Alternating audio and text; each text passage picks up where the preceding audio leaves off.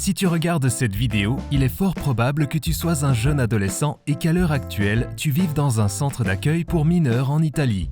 Si c'est le cas, il y a certaines choses que tu dois absolument savoir.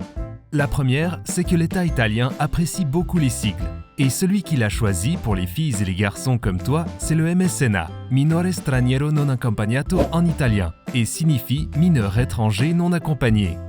Pour l'État italien, cela signifie que tu es une personne de moins de 18 ans et que tu te trouves en Italie sans tes parents ni aucun autre membre adulte de ta famille pouvant s'occuper de toi.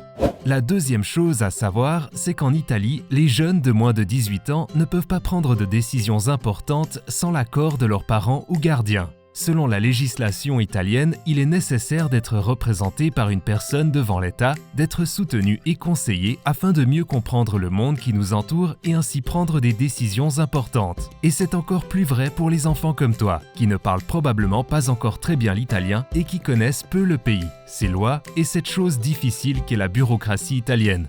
On appelle cette personne tuteur. Tous les mineurs étrangers non accompagnés ont un tuteur. Il peut s'agir d'une personne travaillant dans un bureau, appelé tuteur public, ou d'un tuteur volontaire, c'est-à-dire une personne adulte choisissant volontairement d'accorder son temps pour aider et soutenir les enfants étrangers arrivés en Italie sans adulte de référence.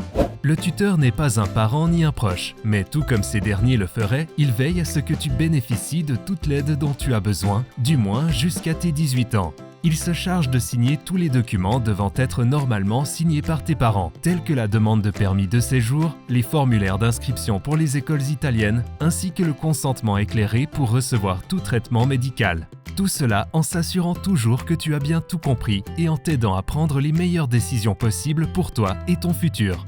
Mais le tuteur volontaire n'est pas seulement la personne chargée de signer à ta place. Le tuteur volontaire est aussi ton point de contact avec ce pays. Il t'apprendra tout ce qu'il faut savoir sur le territoire où tu te trouves. Le principal objectif du tuteur volontaire est de te rendre autonome et capable de te débrouiller seul en Italie où tu peux espérer rester lorsque tu auras atteint ta majorité.